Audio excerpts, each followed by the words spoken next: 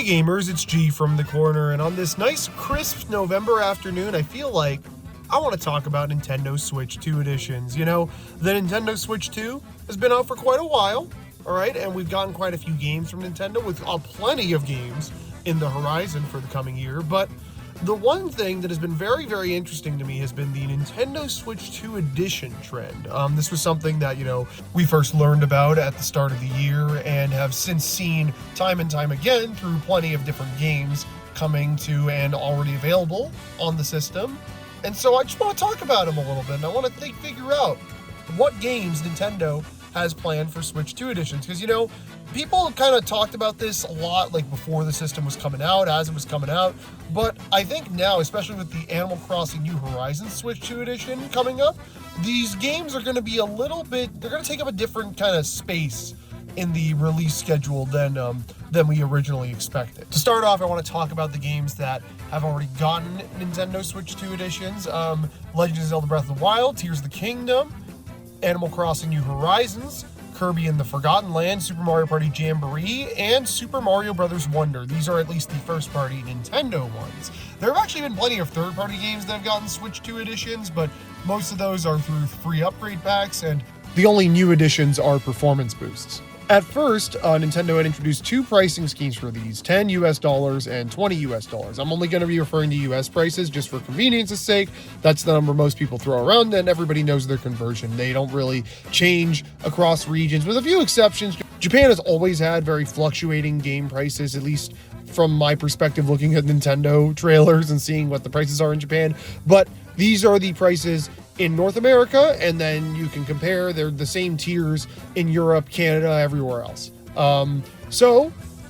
We got games with the $10 upgrade price and games with the $20 upgrade price. The $10 upgrades usually are just performance enhancements plus a few extra little cookies, and the performance enhancements are significant enough for them to be like, this is worth charging for.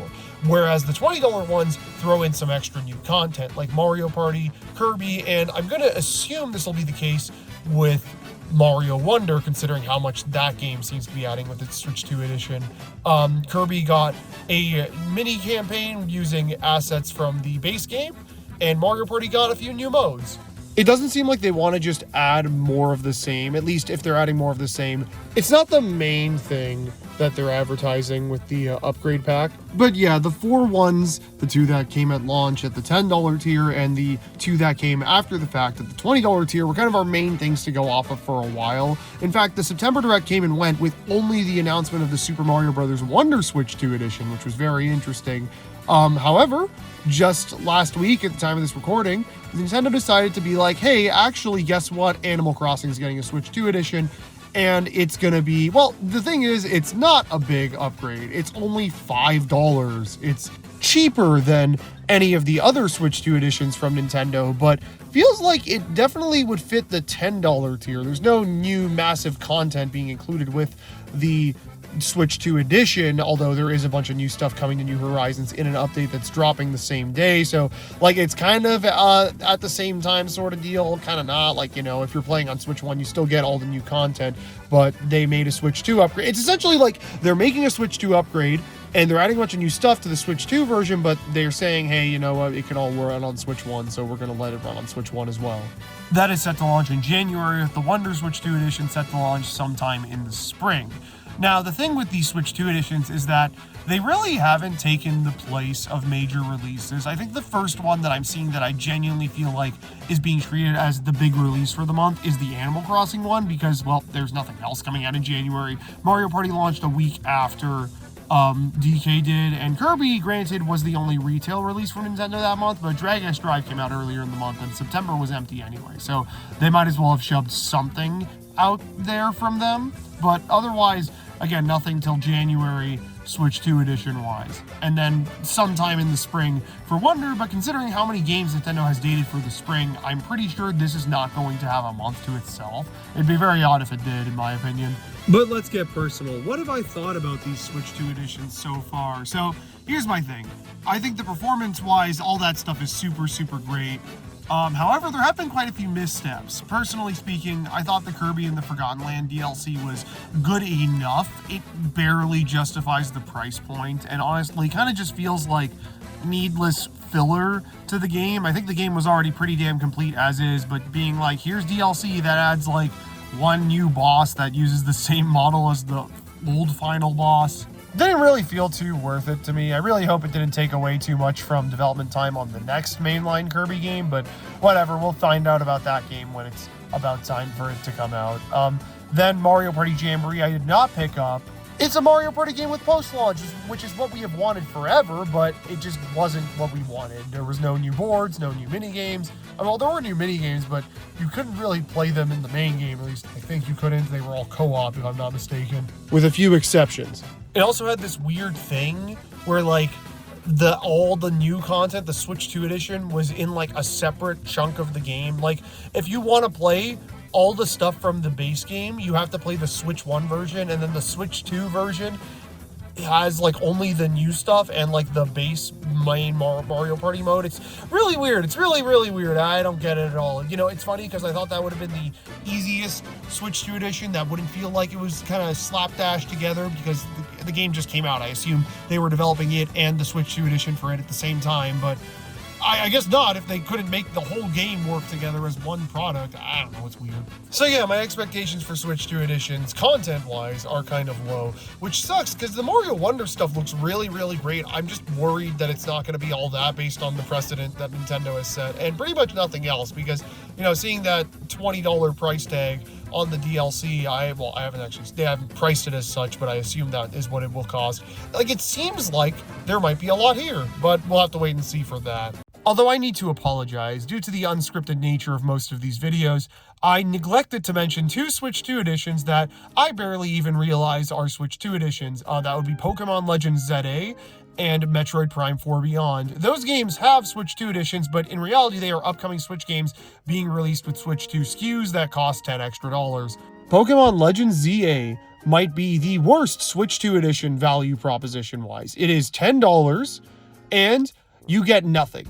Animal Crossing is $5, and you get at least like a resolution bump. You get access to a new item that lets you call your villagers over. You can play online with more people. You can use the mouse to redecorate. You know, these are cute, fun features, and you know, I feel like if they were free, I wouldn't object, but charging $5 for them, okay, that's fine. It's nothing crazy, right? But like, this is $10 just for the game to run at 60 and run at a higher resolution. Like, what the heck? The game looks amazing on Switch 2, and I'm like, not that peeved. I really wanted to save money. There's ways to get around it that don't involve piracy or anything illegal. I swear I'm being honest here. But you know, I just kind of said screw it and went with it, but admittedly, it does kind of suck that it's an extra $10 over the base version. That's kind of lame considering it doesn't really bring much to the table. I feel like more Switch 2 games or Switch 1 games will be released like this, but then again, I don't know. The Mario Galaxy Collection was announced as a Switch 1 game, and they just said, by the way, it'll run at 4K with an update on Switch 2. Tomodachi Life is coming to Switch 1. And they haven't said anything about a Switch 2 edition. I figured they would have announced it at the September Direct. There's also no Switch 2 edition announced for Rhythm Heaven Groove. So, again, I don't know. Maybe it's just whatever games Nintendo feels can warrant being sold at a premium to look better. You know, like, they probably think that, okay, Pokemon's Pokemon. So, yes, of course, we're going to try and sell it for that much, right? And Metroid, I mean, like, it's Metroid Prime 4, you know, like this is a big deal, big smackaroo game. If we tell the hardcore gamers that it's $70 on Switch 2, they'll buy it for that price. So essentially what was once two types of Switch 2 editions has become four types. There are the versions of games released with performance patches that are $10. There are the versions of games released with performance patches and new content for $20. There are the games that are coming out day and date with their Switch 2 editions. It just costs $10 more to get it on the Switch 2. And then there is Animal Crossing, which was $5, but there's a huge free DLC update which acts as the Switch 2 edition content without being a Switch 2 edition exclusive thing, and it's also free, which is cool. That whole thing is another conversation entirely. Part of me genuinely thinks there's going to be some sort of paid Animal Crossing DLC in the not too distant future, because like, why are you getting people to buy a new SKU of New Horizons if you don't want them to buy more for, like, I don't know. I would have charged for this if I were them, if there wasn't anything else coming, but you know, we'll see what happens. But okay, with what we have learned here today, what can we assume, infer, and predict about upcoming Nintendo Switch 2 editions? For one, I feel like they're not going to give Switch 2 editions to games that they aren't planning on selling again at retail. Like, you know, they have to make a whole new SKU of a game to make a Switch 2 edition of it, right? Splatoon 3 is a game that I really feel like they wanted to make a Switch 2 edition of, because there's probably not going to be a Splatoon 4 anytime soon. But the thing was, that game relies so heavily on online multiplayer that they couldn't even really do much to enhance the frame rate or resolution or anything. Like, I don't think so. Correct me if I'm wrong, I don't think the update they dropped for Splatoon 3 actually renders the game at 4K. I think it definitely renders it at 1080p in docked mode, but I don't think it actually hits 4K, or 1080p in handheld mode, but I don't think it hits 4K docked, because that would cause some sort of performance issue with the online multiplayer. I'm not sure. I'm not 100% sure. That game, I guess, got a mini Switch 2 edition. Not really. They added a bunch of new content to it in an update after the Switch 2 came out and said the game is slightly enhanced for Switch 2. Oh my god, Pikmin 4. Okay, let's start with here. I think Pikmin 4 is getting a paid Switch 2 edition. That's my hard read. Nintendo randomly announced a free update for Pikmin 4 that'll be dropping sometime this month. Maybe it'll be out by the time this video goes up. I don't know. But they announced an update for it like 2.5 years after it came out, which is very, very odd to me. I feel like this is something you would have put into a Switch 2 edition, but it's all a bunch of stuff that's just like quality of life improvements. So I feel like they might be trying to sell a Switch 2 edition, because there's nothing in the update for performance on Switch 2. That's like the easiest thing that I would imagine would be here. But considering it's not, maybe either later this year and they just haven't revealed it yet, or early next year, they're going to charge for a Switch 2 upgrade. Maybe it'll be the same price as Animal Crossing. Not too sure. But there definitely will be a Switch 2 edition of the game. That's one that I feel like, that's what I was always predicting. If you go back to the September Direct predictions, our top predictions for Switch 2 editions were Mario Wonder, which we are getting, and Pikmin 4.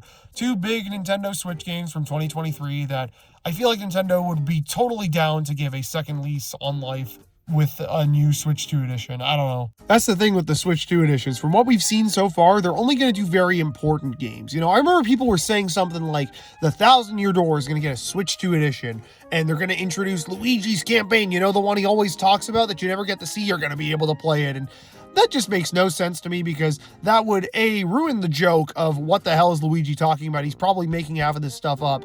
And B, make no sense and be a waste of resources in my mind. I feel like you'd want Intelligent Systems just working on a new Paper Mario rather than working on a Thousand Year Door expansion. That kind of seems a bit silly to me. Another big one that I feel like makes sense to me is Nintendo Switch Sports. That game got quite a few updates after launch. They added golf to the game a few months after it came out, and then they added basketball to the game over 2 years after it came out. It's definitely a game that keeps selling, and I feel like that basketball update was an indicator that there is more coming to this game. I think a Switch 2 edition would be perfect. I'm going to be honest, Switch Sports is okay, it gets the job done, but I feel like a Switch 2 edition with like 4 more sports would totally like turn people's opinions around on this game. Think about it, right? Okay, like archery, that's a big one I want back. I love archery and resort, and if you introduce archery here with like new locations, I think that'd be sick. I would love to see baseball come back. That's a big one. I don't know why that wasn't in the original. There's no Mario baseball on the Switch. Why do we get soccer in Switch Sports when there was a Strikers coming out later that year, and then we didn't get a baseball in the game despite no Mario baseball? I hate soccer in Switch Sports, for the record. I think it just goes against everything Wii Sports is, but whatever. I think baseball would be fantastic in this game.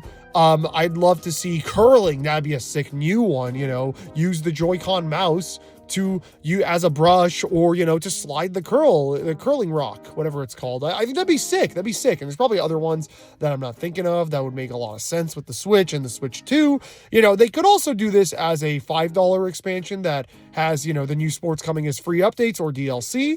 But personally, I would be very much down for a full Switch 2 edition. I think it would really make this game into an actual appealing product to a lot of people. Or better yet, they could just make a Switch Sports 2. Honestly, either way, I think that's something I expect. I kind of expect to see. I think we're not next year at some point. I think we're going to see some more Switch Sports, and I'm not sure exactly how, but this is what I think it will be right now. It's also called into question which games Nintendo would rather just do free updates for. Something I find very, very odd is that there's no Xenoblade that has upgrades on Switch 2 yet. I'm very, very surprised we haven't gotten a 60 FPS patch for even a single one of them. There's 4 of them. One of them just came out earlier this year. I keep forgetting that happened. So I don't know, where's the Switch 2 editions? Where's the graphics enhancements? I don't know about Switch 2 editions specifically for these games. They all seem to have plenty of extra stuff in them. 3X, 1 Definitive Edition, and 2 all got either extra story epilogue content for the remasters or DLC expansions for the new ones.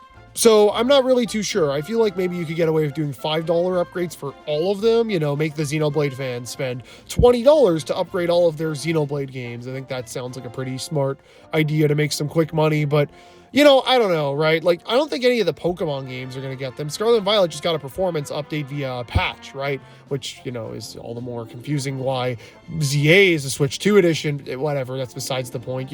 I feel like if they wanted to upgrade the other ones, they would, and they still can. February Pokemon Day could roll around and they could be like, yeah, we're going to do Switch 2 upgrades for all of them, or we're going to do updates for all of them that make them run better on Switch 2. But, that remains to be seen.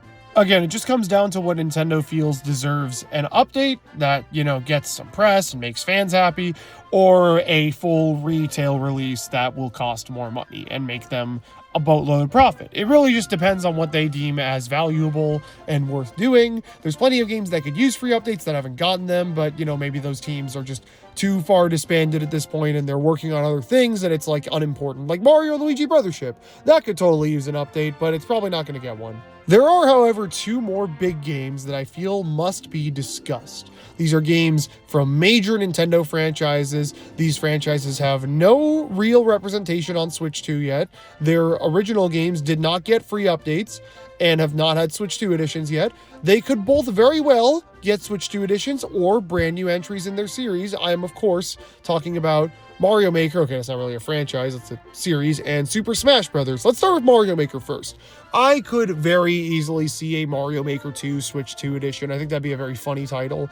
I would be down for it. I love the original Mario Maker 2, and if they, let's say, do a Switch 2 edition that adds, 1 or 2 new game styles and a bunch of new parts and maybe a new mode or something, I would be all over it. Mouse control as well. That's the big thing. That's the big reason why I'm wondering why there hasn't been an update for Mario Maker 2 yet. Where's the mouse control? That's the most obvious thing in the world, right? That could happen, or Mario Maker 3 could be in the works. In fact, I'm noticing a very similar trajectory that we were on with the original Switch. You see, they had released Mario U Deluxe on the console in early 2019, and a month later, after the game hit store shelves, Mario Maker 2 was announced, and it came out very soon after, as I guess they didn't want to compete with Mario U. They wanted to advertise one 2D Mario before advertising another, which makes sense.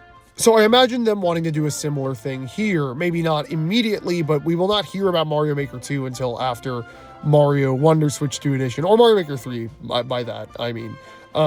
We will not hear about that until after Mario Wonder Switch 2 Edition is in the rearview mirror. So where does that leave us? It's one of the games that I think is very much a viable candidate for a big Switch 2 Edition that they would market quite a bit, but do they want to release it? Do they want to release it now? How often are we going to be doing these? Are they going to be more so stopgaps, or are they just going to come out every so often? We have none of them lined up for the rest of this year, aside from Prime 4 and CA. So really, they want to have these out every once in a while. So there's probably one more coming out in the first half of the year or early second half of the year that we just don't know about yet. But okay, run from it, dread it.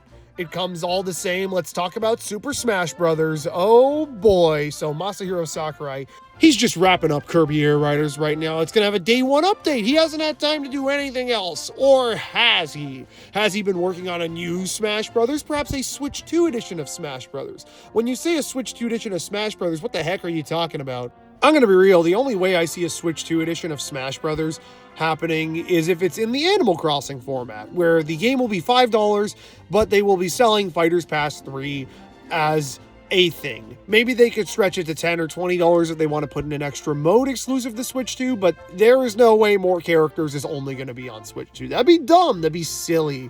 Based on the system they've created here, it makes no sense for them to not share with the rest of the user base. So essentially a Switch 2 edition would just be a performance upgrade, and they would just be releasing Fighters Pass 3 for whatever reason. Do I think this is happening? I don't know, probably not. It's very lame, I'm gonna be honest. Animal Crossing getting a Switch 2 edition already signifies to me that that game is not going to be, well, that series is not going to be getting a new entry anytime soon. And I mean, Fighters Pass 3 would pretty obviously do the same for Smash Brothers. So I don't really want it, but then again, has Sakurai and the team at Namco been making Smash at the same time as Air Riders? Because if not, then, well, it's gonna be quite a while before Smash comes out anyway. So maybe it is best if they just do Pass 3 and we have to wait even longer. What sounds better? Waiting 3 years or 4 years for the next Smash Bros to come out?